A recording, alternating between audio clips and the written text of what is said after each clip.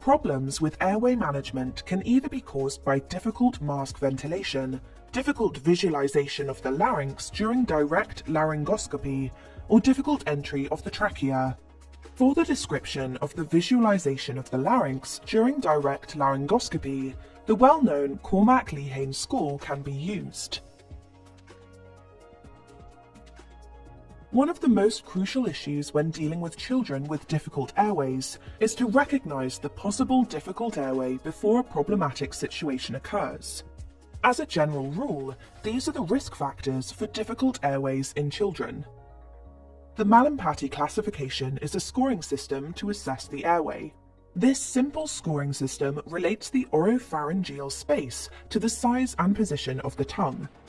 A higher Mallampati score can be related to a difficult view of the larynx by direct laryngoscopy. Another easy assessment of the airway is the thyromental distance, which is the distance between the middle of the chin and the middle part of the thyroid. A short thyromental distance is also called retrognathia or micrognathia.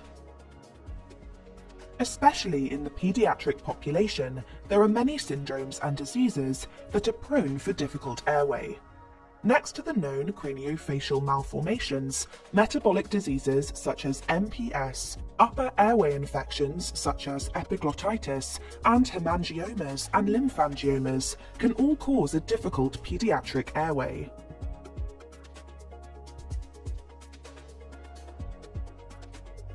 The Pierre-Robin sequence, or also called Robin sequence, is characterized by a triad of hyperplasia of the mandibular, glossoptosis, and difficulty breathing, sometimes leading to airway obstruction and hypoxia. It is often but not always accompanied by a cleft palate. Pierre-Robin sequence is associated with a difficult airway, and especially with difficult visualization of the laryngeal inlet on direct laryngoscopy. A Cormack-Lehane score of 4 is no exception in these children. These children can often be managed quite well with a laryngeal mask. Another syndrome which is notorious for a difficult airway is Treacher-Collins syndrome. Present in 1 in 50,000 births, the facial characteristics include malformation of the eyes and ears, mandibular hyperplasia, narrow nasal cavity or choanal atresia with a small mouth opening, cleft palate.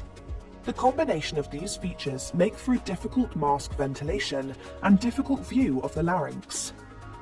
Hemifacial macrosomia, or Goldenhaar syndrome, is characterized by a marked asymmetry in the craniofacial development, with malformation of the ears and possibly mandibular hyperplasia.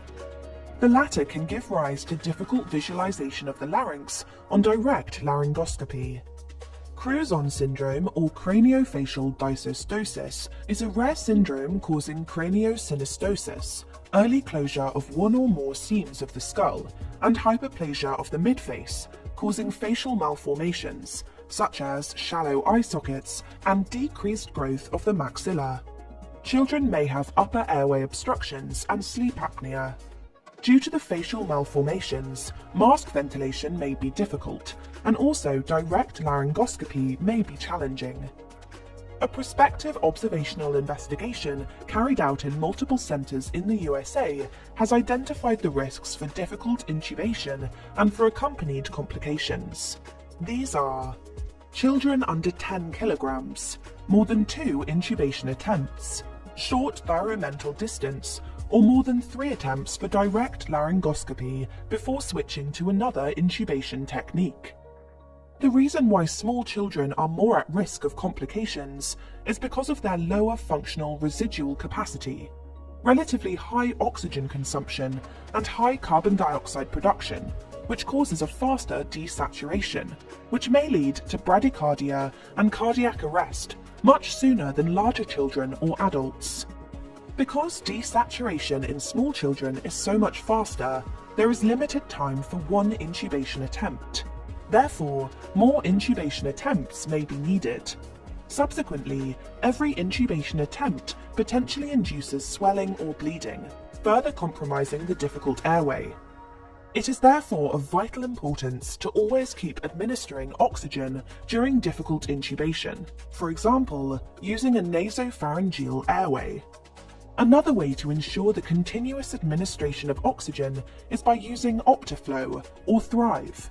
The continuous flow of oxygen enables longer apnea time and reduces the amount of intubation attempts and desaturations. The maximum flow administered should be adapted to the age and weight of the child.